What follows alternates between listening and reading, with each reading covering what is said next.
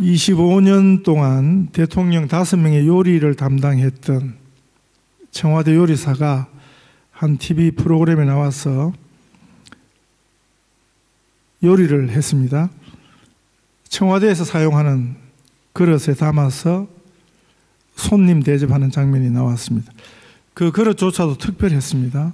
청와대용 대통령 전용 그릇이라는 그 특별한 문양이 새겨진 아주 특별한 그릇이었습니다. 대통령은 특별한 대접과 보호를 받습니다. 대통령을 위한 집에, 근무지에, 요리사에, 비서관들, 경호부대, 특별히 제작된 자동차에 외국에 나가게 되면 대통령만을 위한 전용 항공기가 준비되어 있습니다. 우리 고국의 현재 오늘까지는 대통령이 청와대를 두고 용산으로 옮겨가는데 돈이 얼마 안 든다 했습니다. 500억만 있으면 된다 했거든요. 새빨간 거짓말이었습니다. 지금까지 든 돈에 앞으로 들어갈 돈 다 합치면 1조 800억이랍니다. 미화로 750밀리언 달러. 어마어마한 금액이죠. 이런 이 띨띨한 대통령 하나 때문에요. 주술사 말을 듣고 완전 사기꾼 말을 듣고 청와대에 들어가면 죽는다 하는 말을 듣고 이런 얼빵한 짓을 했습니다. 이 대통령 하나를 보호하기 위해서 어마어마한 국가 예산이 전용되고 있습니다. 지난 수요일 아침에 일어나자마자 전날 밤에 있었던 호주 시간으로는 당일 새벽 한국에서 있었던 비상계엄 소식을 들었습니다. 욕부터 먼저 나왔습니다. 일어나서 제일 먼저 욕부터 하고 시작한 것은 제 생애에서 처음이었던 것 같습니다. 멀리 떨어져 있는 우리도 이렇게 놀랐는데 한국에 있는 우리 가족들, 친지들은 얼마나 놀랐겠습니까? 서울의 봄이라는 영화를 재밌게 보셨습니까? 그때 저희 집 바로 옆이 유명 대학 바로 옆이어서 그 대학 정문에 서 있던 장갑차에 총든 군인들의 위협이 저는 지금도 눈에 선합니다. 그 위협은 실제였습니다. 이런 실제 상황이 우리 고국에서 일어났습니다. 기도가 필요한 우리 고국의 참 답답한 형편입니다. 놈 영화 제목에서처럼 좋은 놈은 어디 가고 참 나쁜 놈, 참으로 이상한 놈, 그것도 부부가 같이. 그러니 그 주변에 다 이상한 것들만 모여 있습니다. 우리 고국의 상황이 심각합니다. 세계 주요 나라들마다 한국에 대해서 여행 주의 경보를 내렸습니다. 투자자들이 한국에서 발을 빼고 있습니다. 제가 오늘 설교 제목으로 박살내어야 하는 돌과 영원한 돌이라 이렇게 붙였습니다. 박살내어야 하는 돌은 바로 이 돌입니다. 용산 안에 있는 돌요. 이름에 돌자 들어있는. 그러면 영원한 돌은요, 오늘 본문은 언약궤 또는 법궤라고 하는 성막, 성전에서 가장 중요한 것이 바로 이 언약궤, 순금으로 둘러싼 직사각형 상자입니다. 우리 하나님께서 성막을 만들라 하시고 그 성막 안에서 가장 중요한 장소, 그게 지성소이거든요. 그 지성소 안에 둘 이 언약궤를 만들라고 하셨습니다. 그게 본문이에요.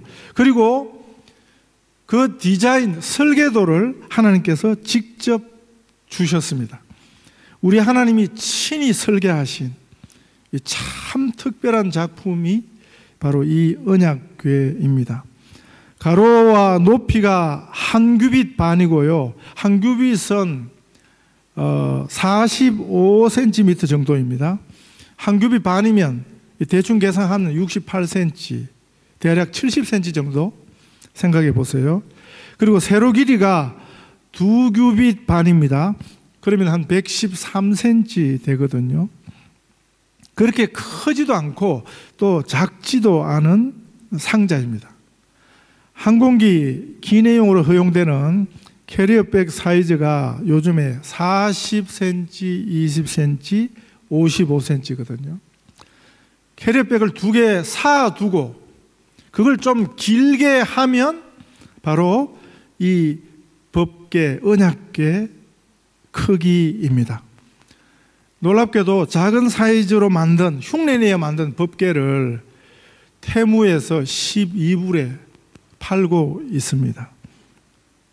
이 상자를 언약궤 또는 법궤라고 부르는 것은 이 상자 안에 언약판, 우리 성경에는 정거판이라고 되어 있습니다.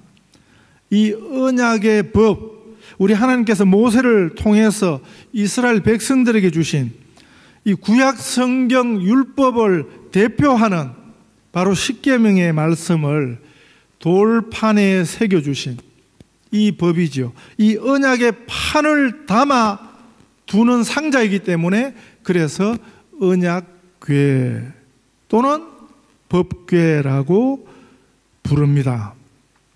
인디아나 존스라는 유명한 액션 오락 영화가 있습니다. 5개 시리즈로 된 영화인데 그 첫 번째 제목이 잃어버린 성궤를 찾아서입니다. 성궤라는 것은 이 거룩한 상자라는 뜻이죠. 그게 의미하는 것이 바로 언약궤, 법궤이고 영화에서 일컫는 말이 성궤입니다. 사람들은 왜 이것을 그렇게 찾으려 했겠습니까? 인간들의 욕심은 이 금입니다. 순금으로 둘러싼 이 황금 상자를 찾으려고 했던 것입니다. 실제로 오늘 이 성경 본문에 의하면 이 언약궤의 특징, 강조되는 표현이 바로 순금으로 하는 표현입니다. 이 순금은 성경의 다른 곳에는 정금이라는 표현도 사용했습니다. 불순물이 하나도 섞이지 않은 순도 100%의 순수 정금이 이 순금입니다. 하나님께서는 이 언약궤를 이 순금으로 그 안팎을 사서 만들어라 하시는 것이 오늘 본문의 강조입니다. 원래 안의 재료는 조각목이라는 아카시아 나무이고요. 눈에 보이는 모든 것은 순금으로 사서 만들라 하셨습니다.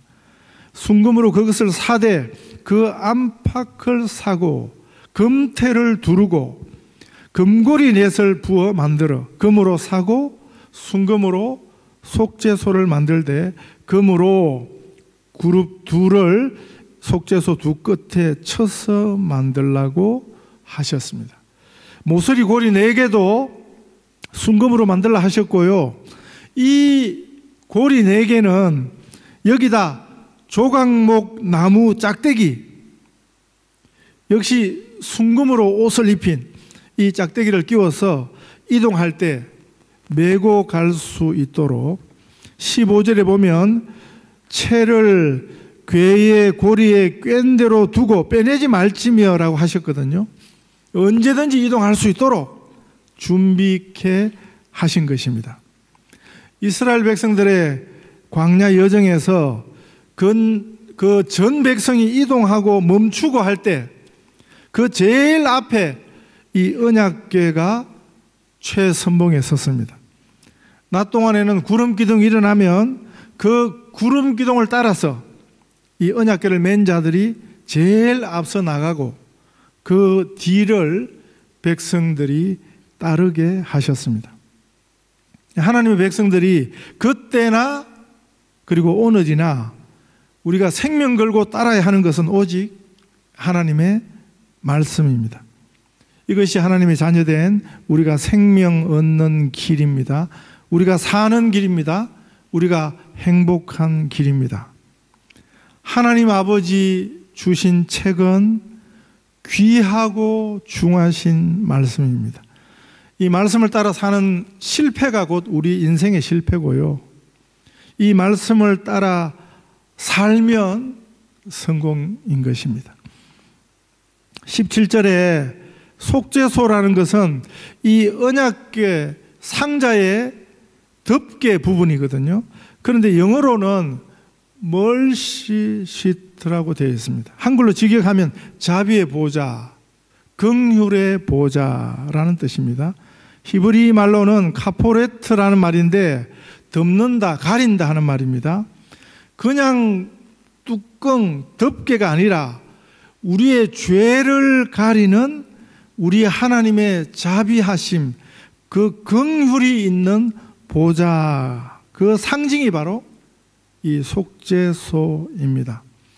1년에 딱 한 번 대속죄일에 그해 대제사장이 한 번 이 속죄소 앞에 나아가는데 속죄물로 희생당한 염소의 피를 이 속죄소 위와 그 앞에 뿌리도록 하셨습니다.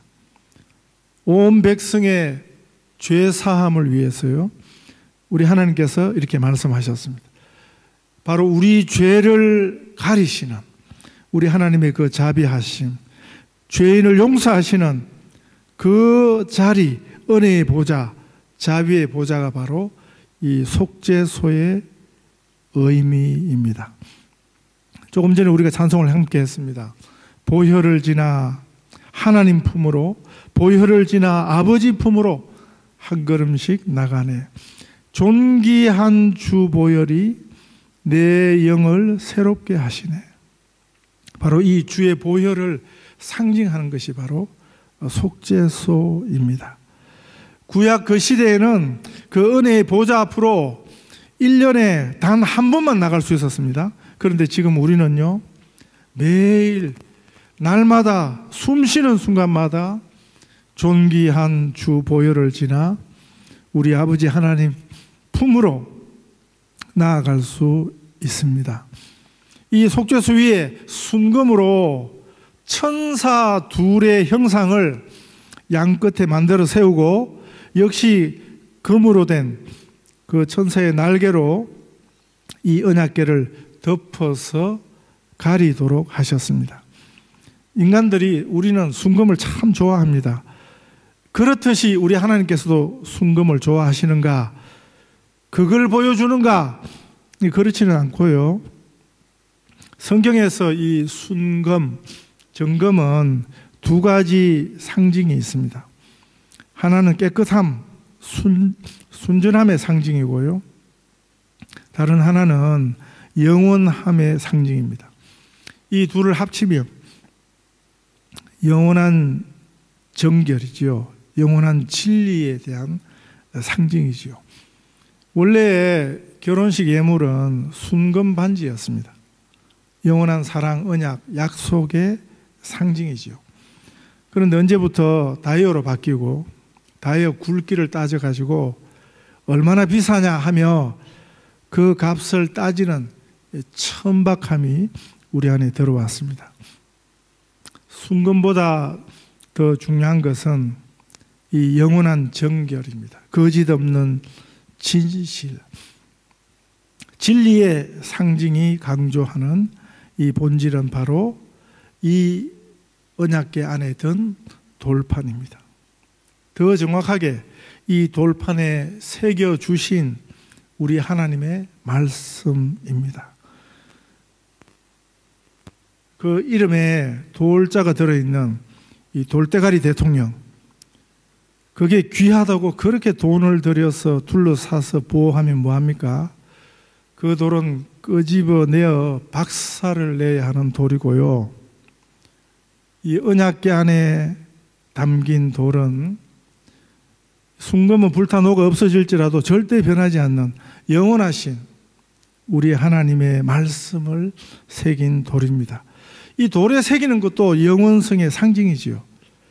그러나 상징일 뿐 진짜 영원한 것은 아닙니다. 순금도 불타 사라지고요. 돌에 새긴 글자도 시간이 많이 지나면 그 흔적만 남고 지워지는 것입니다. 그래서 우리 마음에 성령으로 새기시는 언약, 약속에 대해서 성경은 말씀하십니다. 에레미야 31장 33절입니다. 그러나 그날 후에 내가 이스라엘 집과 맺을 언약은 이러하니 곧 내가 나의 법을 그들의 속에 두며 그들의 마음에 기록하여 나는 그들의 하나님이 되고 그들은 내 백성이 될 것이라. 여호와의 말씀이니라. 성경에서 이 순금, 정금보다 더 귀한 것이 무엇인지 말씀하는데 몇 가지 성경 구절을 찾아왔습니다. 잠언 3장 14절, 이는 지혜를 얻는 것이 은을 얻는 것보다 낫고 그 이익이 정금보다 나음이니라. 잠언 8장 10절에 너희가 은을 받지 말고 나의 훈계를 받으며 정금보다 지식을 얻어라. 시편 19편 10절에 금 곧 많은 순금보다 더 사모할 것이며 꿀과 송일꿀보다 더 달도다. 하나님 말씀이 그렇다는 것입니다. 시편 119편 127절에 그러므로 내가 주의 계명들을 금 곧 순금보다 더 사랑하나이다. 베드로전서 1장 7절에는 너희 믿음의 확실함은 불로 연단하여도 없어질 금보다 더 귀하여 예수 그리스도께서 나타나실 때 칭찬과 영광과 존귀를 얻게 할 것이니라. 성경에서 순금, 정금보다 더 귀한 것은요, 첫째로 영원하신 하나님의 말씀이고요, 두 번째는 그 말씀을 믿는 믿음입니다. 금보다 더 귀한 믿음입니다. 지금 이 법궤는 없습니다. 법궤는 없어졌어요. 솔로몬이 성전 지을 때 거기 보관했다는 기록만 있고 그 후로 법궤에 대한 기록이 없어졌습니다. 나중에 이집트 왕이 예루살렘 침략해서 그때 훔쳐갔다는 설도 있고 에레미야 선지자가 어느 동굴에 파묻었다는 말도 있고 확실한 것은 지금 존재하지 않습니다. 그런데 없어도 됩니다. 왜냐하면 진짜 법궤가 있거든요. 이 법궤 안에 든 진짜 말씀, 영원한 말씀이 우리에게 있습니다. 이 법궤는 갈보리산 위의 십자가입니다. 언약궤 안에 든 말씀은 곧 우리 예수님이십니다. 성막, 성전도 없는데 뭐 지금 와서 성막입니까? 없어진 사라진 법궤는요, 이거에 다 우리 예수님 이야기입니다. 갈보리산 위에 그 십자가에 대한 말씀입니다. 예수가 없는 성경은 하나도 없습니다. 이 법궤 안의 말씀은 바로 우리 예수님이십니다. 지금은 이 성소도 없고 성전도 없지만 이 법궤도 없지만 그러나 영원한 말씀이신 우리 예수님은 우리와 영원토록 함께 하십니다. 언제나 함께 하시고요, 어디서나 함께 하십니다. 그러므로 우리에게 큰 대제사장이 계시니 성천하시니 곧 하나님의 아들 예수시라. 우리가 믿는 도리를 굳게 잡을지어다. 우리에게 있는 대제사장은 우리의 연약함을 동정하지 못하실 리가 아니요 모든 일에 우리의 똑같이 시험을 받으시니로되 죄는 없으시니라. 그러므로 우리는 긍휼하심을 받고 때를 따라 돕는 은혜를 얻기 위하여 은혜의 보좌 앞에 담대히 나아갈 것이니라. 우리를 사랑하는 말씀, 기쁘고 반가운 말씀, 이 말씀을 사랑하고 이 말씀과 함께하는, 그래서 승리하는 이번 한 주간 되시기를 축복합니다.